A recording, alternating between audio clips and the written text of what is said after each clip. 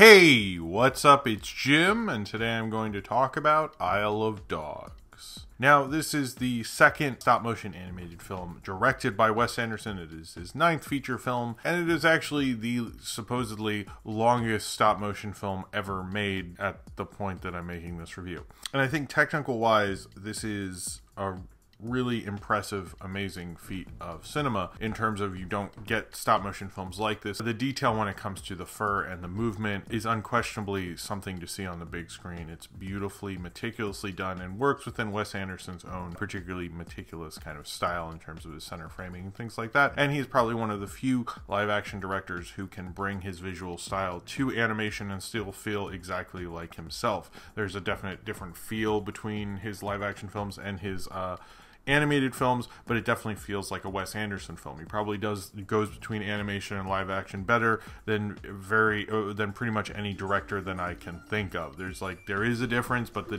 difference is very small. You know, when you think of Brad Bird, Phil Lord, and Chris Miller, and countless others who have gone through that transition, very few of them feel as close as Wes Anderson does between his films, which really speaks how strong his auteur nature or his voice really is, or just how he likes to stick within that, which is sort of one of the things that I have a problem with this is I love Wes Anderson movies, Rushmore, and even more recently, but not that recent, I guess, Moonrise Kingdom and, you know, Royal Tenenbaums and countless others.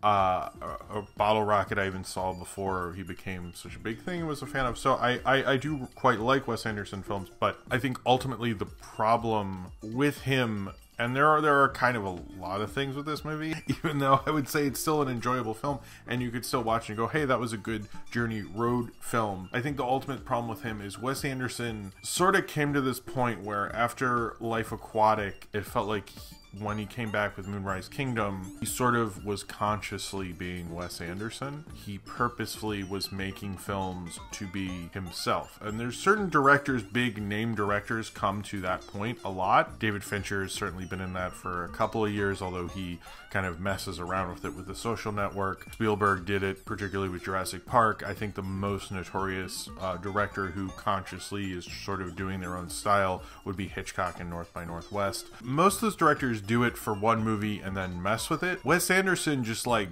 dove into the deep end of that and is just like not coming out. He is very much into being Wes Anderson, and certainly he always has been, but it felt like he was experimenting with different sorts of cinema and so forth. And it feels like in this, he's not doing that as much as like the way he was influenced by Sanja Ray in Darjeeling Limited feels more natural than it does with something like Isle of Dogs and his influence of Kurosawa. It doesn't feel as natural anymore. It feels like all of this is filtered through Wes Anderson land, which I understand, hey, that's a cool land to be in, and I think it certainly is a style that worked a lot better with Fantastic Mr. Fox. And Fantastic Mr. Fox is a great animated film. I think it's one of his better films overall as well. But I think one of the things about Isle of Dogs and what he's been doing is it just doesn't feel as organic. All his films felt very like made in such a way it almost feels like, you know, he is his own studio pretty much, and everyone knows how to get the costumes right and everything like that. There's very few directors that feel like they have their own studio style. I understand directors have their own style and auteur theory and all that shit, but I'm saying like it very much feels like he has his own studio and it all works in this perfectly meticulous way that almost studio films work in. And he's very good at it. In fact, he's very excellent at doing that.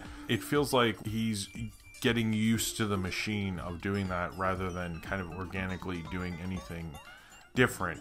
This is, you know, obviously sort of a different film, but it almost feels like the way he's sort of doing it is just because he wanted to and not for any particular reason. The Kurosawa influences in this film are sort of odd because, like, certainly he's like, hey, I'm using Kurosawa because this sort of takes place in Japan, but at the same time you're like, okay, but like, what are you saying with this Kurosawa influence? And he's not really saying anything, which is weird because most Kurosawa influences on American films have like a real history and a rich tradition, whether it be like A Fistful of Dollars, which is obviously, you know, they very much were influenced by Yojimbo, or enough that Akira Kurosawa could sue them over, or even Star Wars, and even I think what Rian Johnson did with his Kurosawa influences in Last Jedi was a lot more creative than here, because there's a rich tradition of obviously a Kurosawa influence on Star Wars, whereas Isle of Dogs is just like, hey, cool, look at that, it's like Ran, and you're like, what? so just because it's Japan, and it didn't really feel like there was much of a reason other than like Wes Anderson's quirky and he wanted to do different things. And this film is kind of interesting how it uses language and uses its setting, because obviously the dogs are in English, the barks are translated into English, but all of the people in the Japanese city of Megasaki, which sounds enough like Nagasaki that you'd think it's Nagasaki, but it's Megasaki, just to be clear on that, is everyone who's Japanese is speaking Japanese the entire time. They are speaking and sometimes translated, but not really. I'm actually very curious to hear someone who speaks Japanese review this film and talk about what they're actually saying in Japanese, because I don't speak Japanese, so I don't know, and it's sort of interesting. I'm curious how they will really release this in another language, and Wes Anderson actually made this with more of an English-speaking audience in mind, so it's like, how do you preserve what the director wanted, but also how they're going to handle the Japanese release of this is something that I would be very interested in. I'm very curious to hear a Japanese critic actually review this and go through it. But it kind of speaks to a lot of kind of cultural appropriation and things of that nature. Now, I'm not someone who really likes to call that out, because naturally other cultures influence different cultures all the time, and there's a rich art history and cinematic tradition of that. Notice when I brought up Kurosawa Influences, I brought up, you know, an Italian filmmaker and an American filmmaker, and how that influenced like some things that were greatly used throughout cinema. And I'm saying that as something that other cultures should influence other cultures. That should be happening. That's how ideas spread throughout the world and things like that. But the difference with Isle of Dogs is that they are using the ideas of Kurosawa. Fistful of Dollars, Star Wars, Lucas, and Sergio Leone are using those ideas and using them in their cinematic traditions, and understanding how Kurosawa came about story. Look at how many people are influenced by Rashomon. They're not influenced by Rashomon and using kind of like the funniness and quirkiness of Japanese culture. They're using it because of the ideas of how he told that story in Rashomon, and thus why that is so influential. Look at Seven Samurai versus Magnificent Seven. The reason they wanted to make Magnificent Seven based on Seven Samurai is because it is a really cool idea, and that Seven Samurai ended up influencing all of action filmmaking going on henceforth. So those are ideas, right? Nothing about Isle of Dogs uses any ideas from Japanese culture. What it basically does is uses the backdrop and setting of Japanese culture. I wouldn't flat out say that this is like racist. What it is doing is kind of disregarding it as kind of like, I can just take this, that, and this, and using kind of very broad stroke things. Like all the painting influences are things you could probably buy at a tourism shop in Japan. You know, Akira Kurosawa, that's like the biggest cinematic influence that's not Godzilla or Hayao Miyazaki. And I'm surprised they didn't do that in this film. You know, it's just like, you're not really inundating with the culture the way something like Coco, which really understand a great Mexican tradition, and the Mexican people really love that film. And I've noticed a lot of Asian film critics take issue with this film, and I sort of get that, because it's just sort of using it as like another, you know, Wes Anderson plaything. But it also speaks to the hollowness, certainly, of the narrative, because it's like, I get in Moonrise Kingdom, which I think is maybe his last movie that I really loved quite a bit. He has these two kids who run away during summer camp on this island, and are very much playing within the iconography of, you know, childhood, and the childhood probably Wes Anderson grew up in, and pen pals and Boy Scouts and all those things, being rebellious and rebelling against those traditions that are within those things and things like that. And you can tell he understands how those things are used and how he can play within them. Whereas Isle of Dogs, you don't really get that. It's like the dog, the journey, the Trash Island stuff. I think you understand that, but it's almost like he's using it more as a setting and not really saying anything with that setting other than like, I wanted to sort of use this.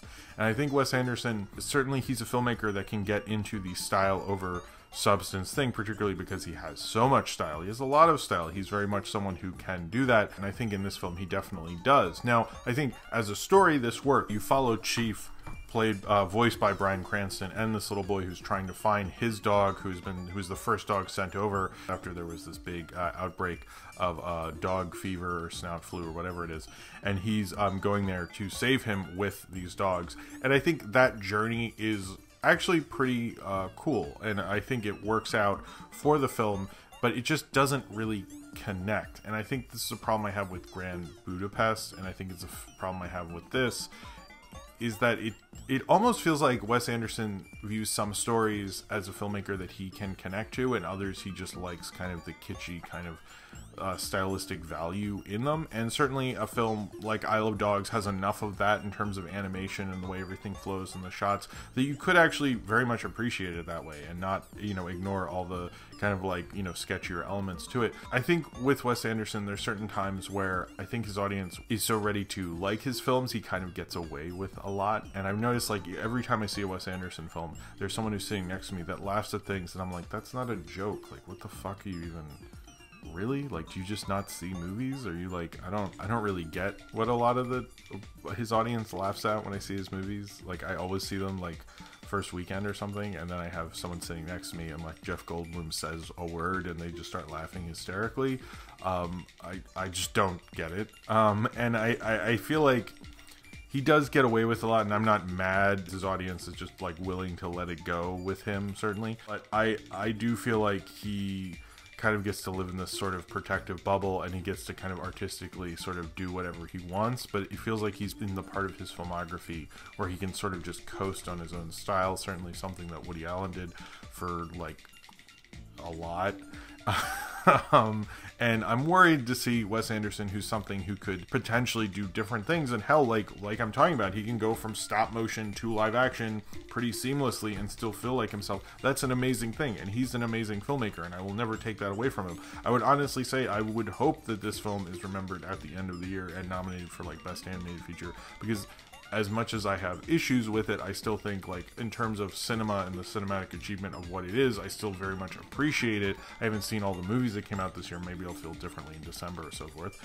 But I kind of feel like Wes Anderson is still trying to challenge himself, at least in terms of doing in stop motion film, which is not easy, but it does sort of feel like he's not paying as much attention to what makes his characters as good as they normally are. It almost feels like he's like getting too much, and it's like sometimes when he gets it to work, like in Moonrise Kingdom or in the Royal Tenenbaums especially, it works magnificently well, and other times it feels like he can just, like, who in Hollywood can he just sign up for shit and like he can get away with it. And I kind of feel like Isle of Dogs just feels like how there was always a new Woody Allen movie and we just sort of accept it and let him still be, you know, this big director and stuff, and, you know, ignore the child stuff, but whatever, I guess not anymore.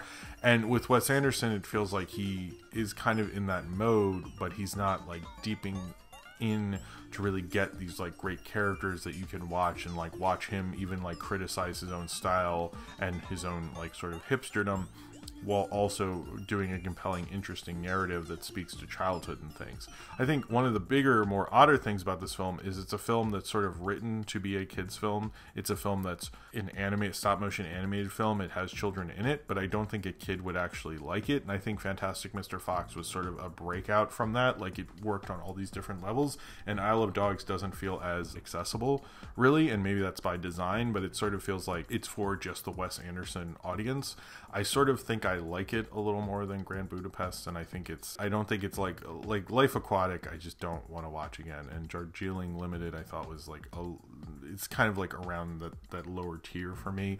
I will say I also think the Greta Gerwig character kind of plays in the white saviorness a little bit, that the fact that like the Japanese people can't save themselves and break out from this, and they kind of need someone in Megasaki who's like a little white girl to save them, doesn't exactly play as well as I think they think it does. I actually think that character is very precocious and funny, and I think Greta Gerwig was a good choice for that role, but I don't think it plays very well, particularly on how he's using Japan and what he's doing with it. It doesn't exactly play as well, but I still find this to be an enjoyable film. I had a good time, but it sort of like washes right out of me, and it feels like most of the time when I see a Wes Anderson film, it used to be it would stay with me and I'd think about all the music choices and I'd want to get the soundtrack and I'd want to think about all the things, and this I just don't really feel that way. It's not that like I knew all the Kurosawa influences and I'd seen all those movies and all that stuff.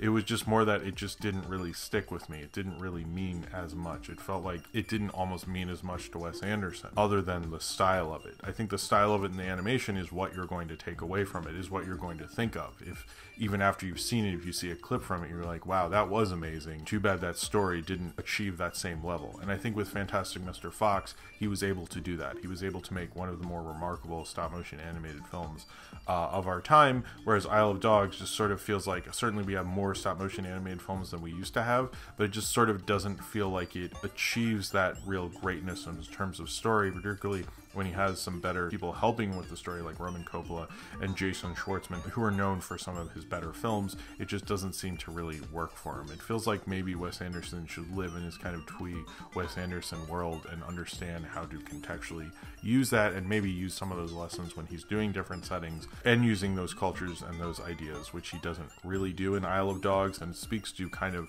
a more kind of happenstance and laziness and laid backness when it comes to the writing, which doesn't really match with the meticulous nature of the visuals and the animation, which is certainly something that makes this film memorable. Unfortunately, also makes the script and the story and these characters maybe not as memorable as this animation and this film's achievement really is. So if you have seen Isle of Dogs and you would like to talk about it, then comment below in the comments and subscribe if you would like to. Oh, I love dogs like I love dogs. I get it. I also didn't like how they used cats in this, which didn't really go anywhere. It just seems like he doesn't like cats. I don't know what's up with that. That was sort of lame. Anyway.